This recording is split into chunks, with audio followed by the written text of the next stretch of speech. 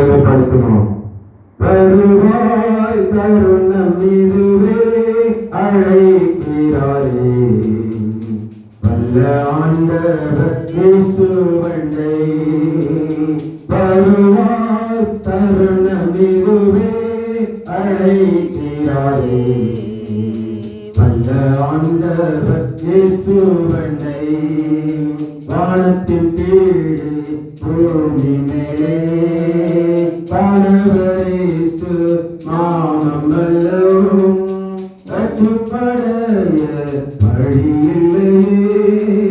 ரட்சகரேசு வழியவரே, வருவாய் தருணம் இதுவே அழைக்கிறாரே, வல்ல ஆண்டவர் இயேசுவண்டை.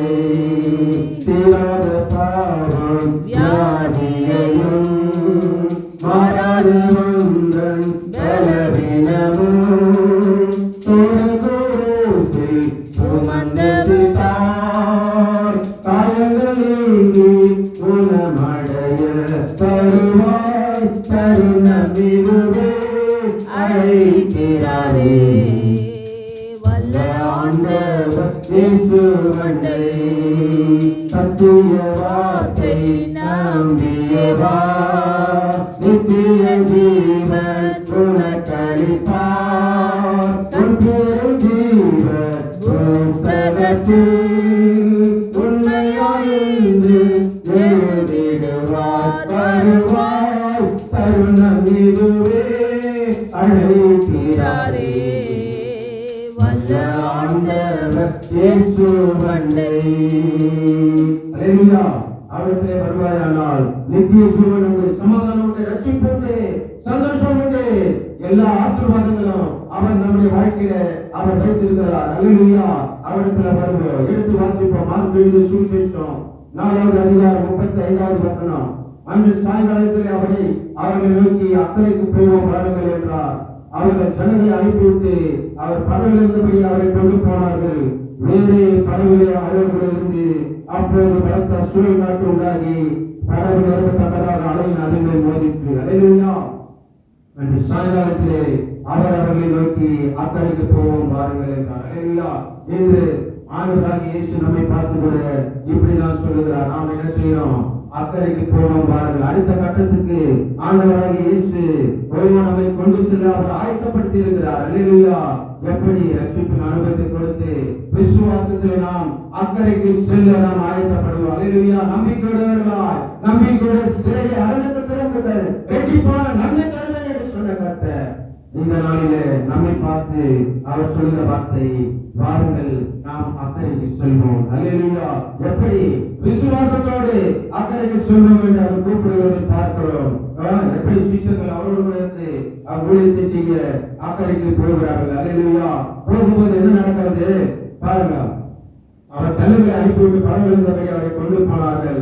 வேறு படகு அவரோடு வந்து அப்போது பலத்த சுழல் காற்று உண்டாகி அந்த இடத்துல பெரும் காற்று அவர்களுக்கு உண்டாகிறது. அல்லேலூயா. போகிற இடத்துல போகும்போது காற்று உண்டாகி பெரும் அந்த பயத்தை அவருடைய வாழ்க்கையை கொண்டு வருகிறது. அல்லேலூயா.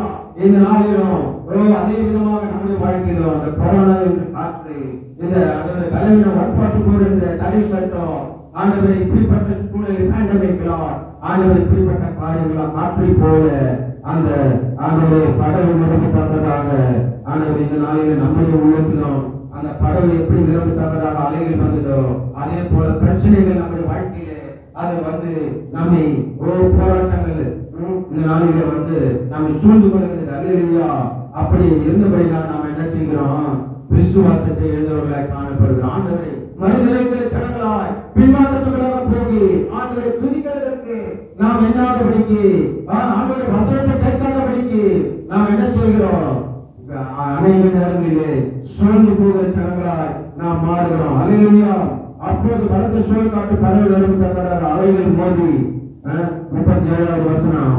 கப்பலிலே நிரம்பத்தக்கதாக அலைகள் அதில் மோதித்து கப்பல் பின்தளத்திலே அவர் தலையை வைத்து நின்றுவதாக இருந்தார்.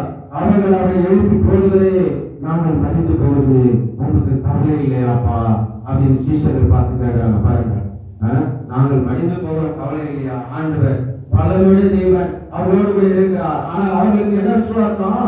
நாங்கள் மறைந்து போகிறோம் என்று அவர்கள் கவலைப்படுகிறார்கள்.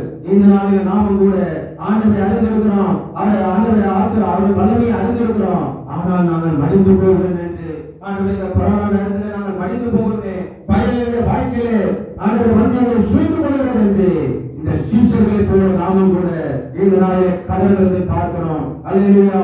ஆண்டவராகிய இயேசு அந்த இடத்துல என்ன செய்யறாரு பாருங்க. அப்போது கப்பலில் ஆண்டவர் வந்து என்ன செய்யறாரு? தூங்கி கொண்டிருக்கும் போது அவரை எழுத்து காற்று கடலை பார்த்து இறையாது அமைதலார் என்று அப்போது காற்று நின்று மிகுந்த அமைதல் உண்டாயிற்று. அல்லேலூயா. அவர் எழுந்து காற்று கடலை பார்த்து ஒரு வார்த்தை தான் சொன்னாரு.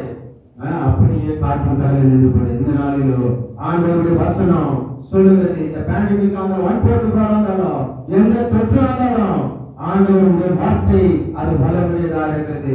அவர் ஒரு வார்த்தை சொன்னால் போதும் எல்லா காரியங்களும் மாறிவிடும். அல்லேலூயா. இப்படியாக ஆண்டவர் பாருங்க, அவருக்கு விசுவாசத்தை இழந்தவர்களாக சீஷர்கள் பயத்தோடு நடுக்கத்தோடு கடவுளாகிய தேவனோடு பிரயாணம் பண்ணி கொண்டிருக்கும் போது அந்த காற்றை பார்த்து அவர்கள் பயந்தவர்களாய் காணப்படுகிறார்கள். இந்த நாள் நம்முடைய சூழ்நிலை கூட அப்படிதான் இருக்கிறது. சபையை குறித்த பயம், அல்லேலூயா, வியாதி குறித்த பயம், எல்லா நாளும் போராட்டம், அனுபவ துன்பம் வரும்போது கத்தரை விட்டு தூரமா போகிறோம். என்ற விசுவாசத்தினாலே நீதிமான் பிழைப்பான் என்று வேதம் சொல்லுகிறது. அல்லேலூயா. யோபு பாருங்க, ஒரு துன்பம் வந்தாலும் அவன் கத்தரை விட்டு அவன் விலகாதபடினாலே கத்தர் அவனை 1000 மடங்காய் ஆசீர்வதித்து பார்க்கிறோம். இந்த நாளிலும் ஆபிரகாமோடு அப்படிதான் ஆசீர்வதித்தாரு. ஒன்றுமில்லாத அவனை இல்லாதவர்களை இருக்கிறது போல அழைக்கிற தேவன். அவன் ஒன்றுமில்லாம இருக்கும் போது கடலை பாரு, வானத்தை பாரு, நட்சத்திரத்தை பாரு என்று உன்னை இப்படியாக நான் பேச சொல்வேன் என்று ஆண்டவர் அவனுக்கு சொல்ல போது அவன் விசுவாசத்துல என்ன செய்யறான்? நல்லவனாயிருந்தான். அவன் தேசத்துக்கு ஆசீர்வாதமாய் மாறினான். இந்த காலையில் நாமும் கூட பயப்படாதபடிக்கு கர்த்தர் நம்மோடு இருக்கிறார். அவர் ஆசீர்வதிப்பார், அவர் நம்ம தேவைகளை சந்திப்பார் என்ற அந்த விசுவாசம் நமக்கு இருக்க வேண்டும். அவர் எழுந்து காற்றை கடலை அகற்றி இறையாவது அமைதியாக அப்போது காற்று என்று மிகுதலை உண்டாயிற்று. அவர் அவர்களை நோக்கி ஏன் பயப்படுகிறீர்கள் என்று உங்களுக்கு விசுவாசம் இல்லாமல் போய்விட்டு என்றார்கள். அவர்கள் அந்த இடத்துல பயந்து போனார்கள், விசுவாசம் இல்லாமல் போனார்கள். அவர்கள் பயந்து இவர் யாரோ என்று அவர்கள் என்ன ஒருவர் சொல்லிக் கொண்டார்கள். அல்லேலூயா. தேவனுடைய மனுஷன், இவர் சொன்னால் ஆகும் என்று இந்த நாளை நாம கூட விசுவாசிக்க வேண்டும். எதை குறித்த பயம் நமக்கு தேவையில்லை. கர்த்தர் நம்மோடு கூட இருக்கிறார். அவனை பாதுகாப்பார். இந்த நாளை ஆசீர்வதிப்பார். ஜெபம் செய்வோம். அன்புள்ள நல்ல ஆண்டவரே, இந்த நாளில் ஆண்டவரே, நாங்கள் எதை குறித்து பயம் எங்களுக்கு தேவையில்லப்பா. Fear not, the Lord is with you. இந்த காலை வேளையிலே பரிசுத்த ஆவியானவர் நம்மோடு இருக்கிறார். அவரை நம்மை ஆற்றி தேற்ற வல்லமையுள்ள தேவன். அவரை நம்மை விசுவாசத்தினாலே நிரப்புவாராக. அல்லேலூயா. Hebrews 11:6 ஆண்டவரே, Matthew 14:28 Lord. இப்படியாக தாவீது விசுவாசமாக இருந்தபடினாலே கர்த்தருடைய மகிமையாக கண்டான். இதனால நாம் விசுவாசத்தினாலே கட்டி எழுப்பி கர்த்தருடைய ராஜ்யத்திலே அவர் நித்திய ஜீவனை அடையும்படிக்கு அவர் ஒரே பேரான குமாரனை தந்தாரே. அந்த விசுவாசத்தினாலே நாம் இன்றைக்கும் பிழைத்திருக்கிறோம். அல்லேலூயா. எல்லா பயத்தினாலும் எடுத்து போடுறோம், நடுக்கத்தினால் கலக்கத்தினாலும் எடுத்து போடுறோம், மண்பாட்டு தலைசட்டை எடுத்து போடுறோம். சீக்கிரமா ஆண்டவரே இந்த நியூஸ்ல அறிவித்தபடி ஆண்டவரே அடுத்த மாதத்துல சபைகள் எல்லாம் திறக்க போகிறது. கர்த்தருடைய மகிமை ஆளுகை செய்ய போகிறது. இன்னும் பிரச்சனை, இன்னும் எழுப்புதல், தேவனுடைய வல்லமை, இன்னும் அபிஷேகத்தோடு வலிமையோடு ஊழியத்தை செய்ய கர்த்தர் வாசல்களை திறக்க போகிறார். இந்த மகிமையான காரியங்கள் தேசத்திலே எல்லாரும் சுவிசேஷம் போக போகிறது. கர்த்தருடைய மகிமை ஆளுகை செய்யும் தேசத்திலே சபை ஆளுகை ஒவ்வொரு வீட்டை ஆளுகை செய்யும். இருக்கிற இடத்துல ஒவ்வொருவரையும் எல்லா தலைவர்களையும் மாற்றும், நோய்களெல்லாம் குணமாக்கும், திருப்பிள்ளைகளை ஆண்டவரை பாதுகாத்திருக்கிறோம். உடைய ரத்த கோட்டைகளாக மூடிமறைத்துக் கொள்ளுகிறோம். ஆசீர்வதியும் இயேசுவின் நாமத்தில் பிதாவே. ஆமென்.